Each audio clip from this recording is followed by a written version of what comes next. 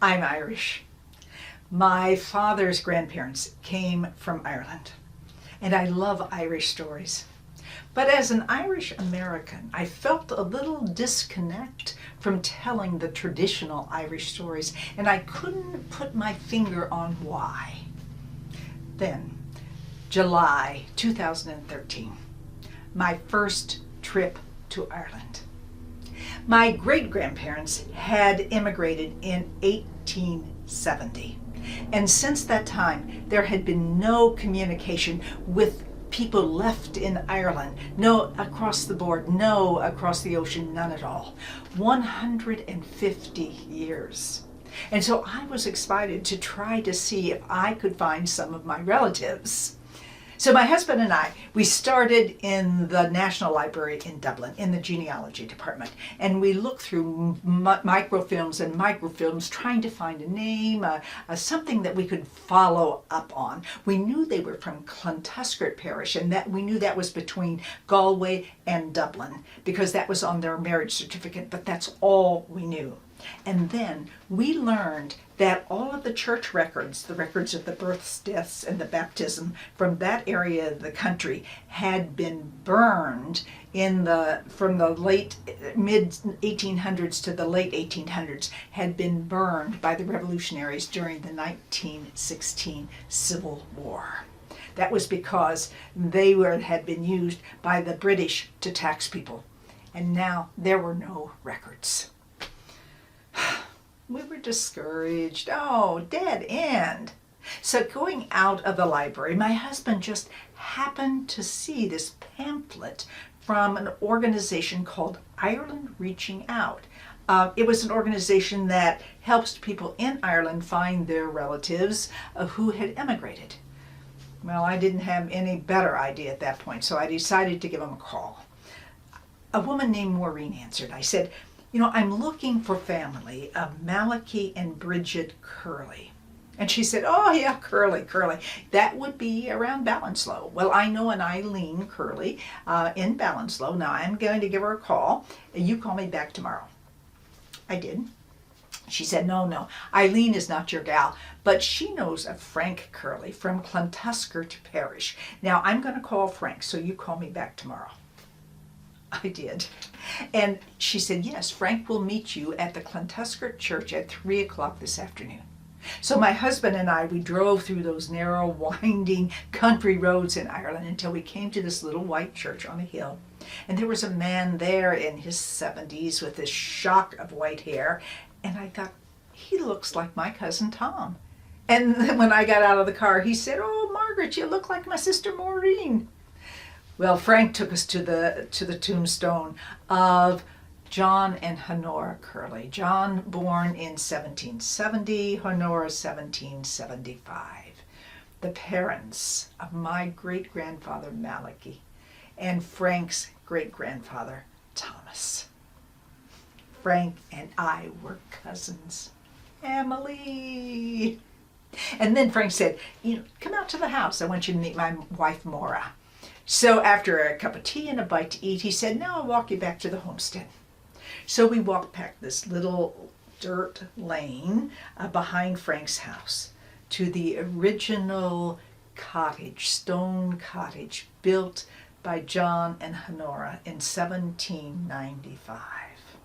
The cottage in which my great-grandfather Malachi was born. And standing were all of the old stone barns that they had used, that Frank still uses for his equipment, and the 150 sheep that he grazes on that land. One for each year our family had been apart. And then memories started flashing back for me. I think I realized that Ireland was an island that was connected to my family about the age of 7.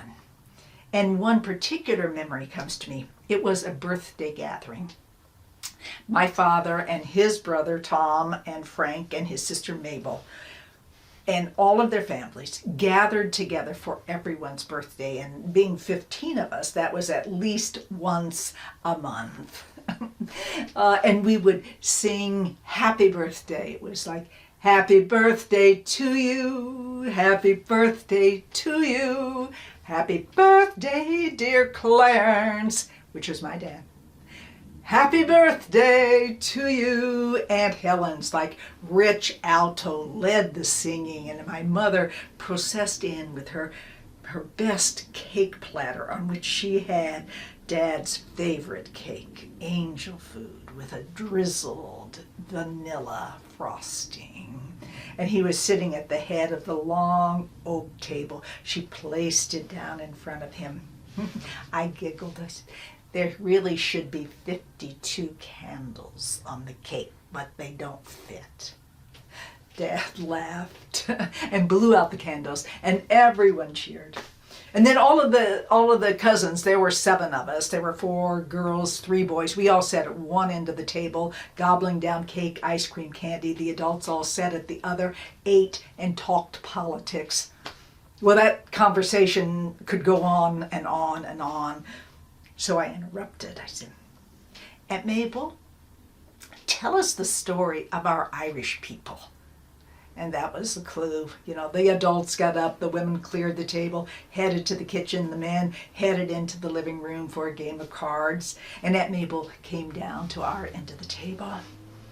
She said, my grandparents, Malachi and Bridget Curley, your great-grandparents, came from Galway, Ireland, after the potato famine, with their 10 children. Eileen, she was the oldest. She said, and I can name them all: John, James, Catherine, Honora, Malachi Jr., Thomas, Bridget, Mariah, Anne, and Ella. Aunt Mabel beamed with approval. She said, they came on a big sailing ship. Like the Mayflower, Aunt Mabel? Well, not that big, Tommy. But the ship was very crowded, like 400, 500 people below deck with just bunks to sleep on. And that trip could last 7 or 8 weeks, and the seas got very rough. And the baby, Ella was only 2, and she got sick, very sick. And the captain thought that she had typhus, which was a very contagious disease, and he wanted to throw her overboard. But Malachi had to fight, had to plead for her. Well, Ella didn't have typhus, and she got better. I said, Ella, she was the pinky finger. Yes, Margaret, the baby, 2 years old. Eileen, that was Anna's mother. And then Tommy and Ed jumped up and said, now it's time for Uncle Tom's stories.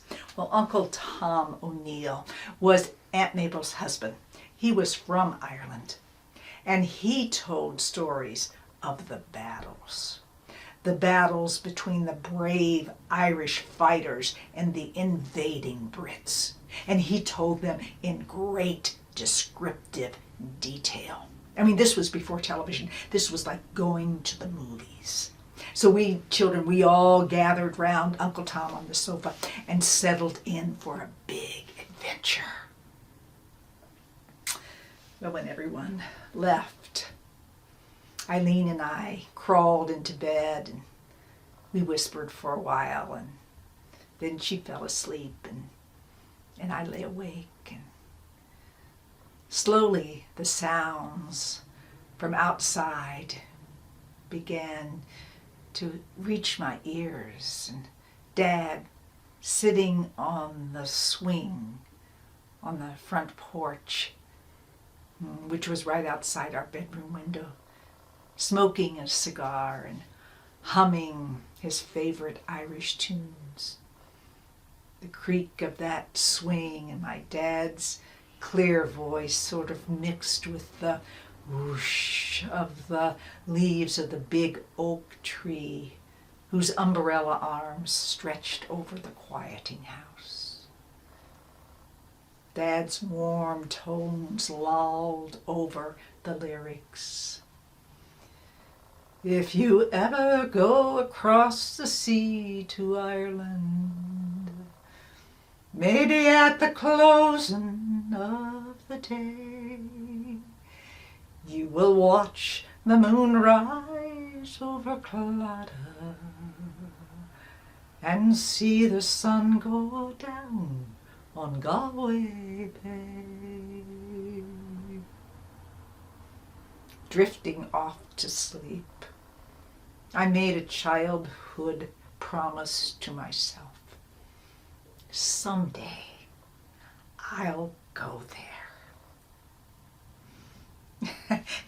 And now, 60 years later, here I was in Ireland with my cousin Frank, standing on the land that my great-grandparents had farmed, and their descendants, one after the other until that day. And then Frank, he motioned out across the hayfield, out across the hayfield and back, and he pointed to this circular mound of trees and bushes that was sort of up on the point of a little hilly knob in the middle of the field, and he said, "That's a ring fort. Would you like to go out and take a look?" A ring fort? On my family land? Yes, yes. And so walking out, Frank gave me the facts. Like, ring forts were built from the 6th to the 9th century, and they were circular enclosures that housed an extended family. And when I got up close, I could see that an earthen wall, it was about 30 feet tall. It went in a huge, big circle. And now it was all covered with trees and bushes. And around to one side, there was an opening into which you could enter. And so we walked in through waist tall grass. And Frank explained that inside there would have been 2 or 3 rounded huts with a great big center for a central fire, and there would be racks for drying grains, and then in the evening all of the animals would be brought inside to be milked or to be protected from the wolves. And if you climbed to the top of the fort, you could look out over the country and you would see ring forts in every direction. Now, over the centuries, many of them have been destroyed. But there are about 60,000 that still exist in Ireland. And now they are protected archaeological sites, and it's a serious crime to damage or destroy them. But my storytelling mind was racing. But it didn't feel quite the time to tell Frank about his land's history. But you see what I know from my story research is that ring forts are also called fairy forts. And here's the legend. The early people, the Tuatha De Danann, were invaded and taken over by the Milesians. And so the two people, they made an agreement. The Milesians would live on the land above the ground, and the Tuatha De Danann would live on the land, but would live under the ground. Now the Tuatha De Danann had a very powerful magic, which they took underground with them. And they use it to play tricks and sometimes do harm to the people above.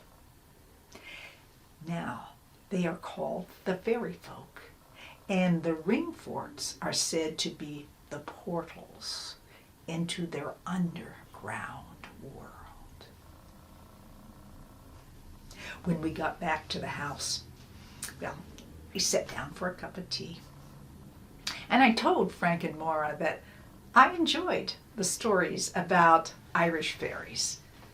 And Maura said, "Well, I have one for you." She said, "Now, Frank doesn't believe it, but it happened to me. My brother and I, we were about 12 or 14, and we were leading this horse home through a field.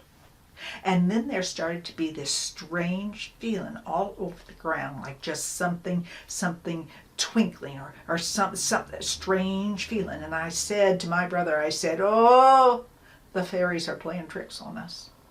It's the fairies, they're playing tricks on us."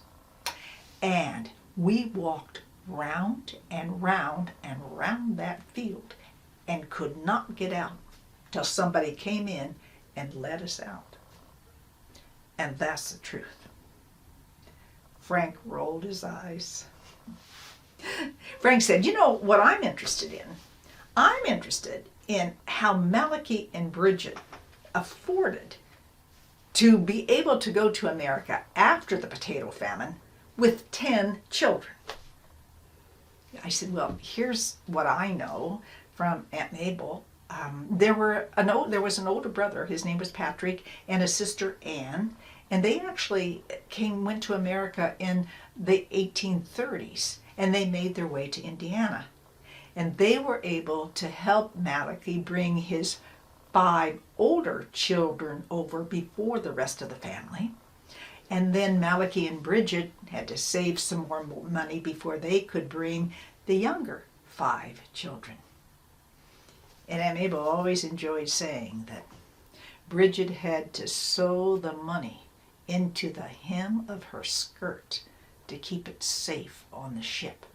So when they landed in Baltimore, they had enough money to make it to Indiana. You know what? We found out that Mara was actually a descendant of my great-grandmother, Bridget. And Frank Normore had ever heard any stories about any of the people who had left for America. Well, with that trip, my Irish-American disconnect was healed. And now I love to tell traditional stories, particularly this one I'm going to tell you now. And in it is a magic event that happened inside the fairy hill. It's called The Stolen Babe and the She. The fisherman found her on the ledge above the sea and brought her up. It was 2 days before she came to. "Where's my babe? Bring me my babe," Neve said. The fisherwomen were confused. They said, "There was no babe with you when we found you. Perhaps he fell from your arms into the sea, poor child." No, he did not. I wrapped him in a blanket and put him safe on the path before I went to look for water. He was not in my arms when I fell." But the fisher folk looked from dawn to dusk and found no sign of a babe. "But he's alive. I know he's alive." And when she had taken her rest, Neve did the only thing she knew to do. You see, there was an old grandmother who lived to the north who was said to possess all the wisdom in the world. Neve thanked the fisher folk for their kindness, and then she set off. She traveled for 3 days. The old one listened to her tale.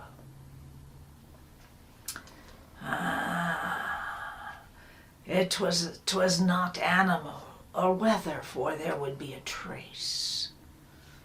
Come, child, sit down next to me and show me your hand." The old one looked into Neve's hand as if into a pool of water. "Your babe has been stolen by the She. They've taken him into their fairy hill, and those that go there seldom come But is there not a spell? Oh, no. None that I have. For you see, the she are the most powerful of all the fairies. The old one looked into the fire. There might be a way. You see, the she come to their annual gathering soon. And for all of their beauty and their love of beautiful things, they have no art to make it. So if you could find two things, rare beyond compare, one could get you into the fairy hill, and one might get you out again, babe and all. Well, what could it be? I don't know, but be wary, my child. The she make very slippery bargains. They are not to be trusted. And then the old one put her hands on the young girl's head and blessed her, and gave her a spell that would protect her against earth, fire, wind, and air, and sent her on her way. Neve walked down to the shore and sat on a stone, dejected. Two things rare beyond compare. She tried to remember all the stories that she knew, and the things that stuck out to her was the white cloak of the god Necton and the golden harp of Rad. She began to walk down the shore, and she climbed the rocks to collect the white down feathers from the eider ducks who nested there. And it was the old one's spell protected her, because the sharp rocks did not cut her hands and her feet, and the waves held back from her and did not brush against her with the high tides, and the sun did not harm her, and the wind pulled away so that she could work in peace. And with those white feathers, she wove a cloak so soft and white, it was as if she had grabbed a cloud from the sky.